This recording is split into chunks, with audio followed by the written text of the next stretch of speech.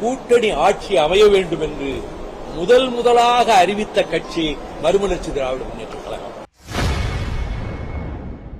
தமிழகத்தில் முதலில் கூட்டணி கட்சி வேண்டும் என்று கேட்டதே மதிமுக தான் என அக்கட்சியின் தலைவர் வைகோ செய்தியாளர் சந்திப்பில் தெரிவித்துள்ளார்.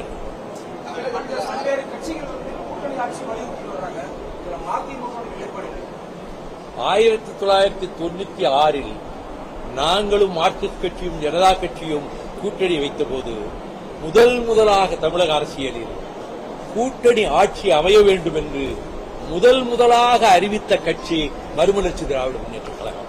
அன்றைக்கு அவர் கேட்டது பதில் சொல்லணும்ல, அதுக்குள்ள குறுக்கிடுறீங்க. அன்றைக்கு அப்படி சொன்னார். அதற்கு பிறகு எப்பொழுது எந்த தேர்தலிலும் கூட்டணி அரசு வேண்டும் என்று நாங்கள் சொல்லவில்லை. இப்பொழுது எங்கள் கருத்து அது வருவோம். அது தலைமை தாங்குகிற திமுக கழகம் எந்த முடிவை எடுக்கிறதோ அதை நாங்கள் ஆதரித்து விட்டு போவோம்.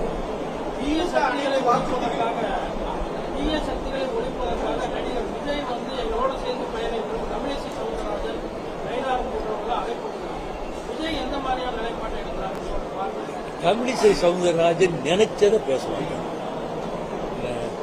இன்னொருத்தர் யார சொன்னீங்க? நயினா நாகேந்திரன் எனக்கு ரொம்ப நெருங்கிய நண்பர்.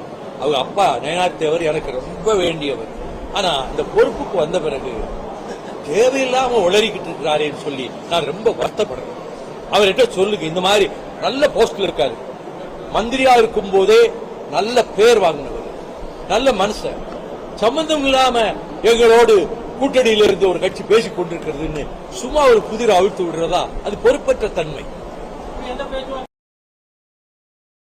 செய்திகளை உள்ளது உள்ளபடி தெரிந்து கொள்ள ரெஃப்ளெக்ட் நியூஸை சப்ஸ்கிரைப் பண்ணுங்க.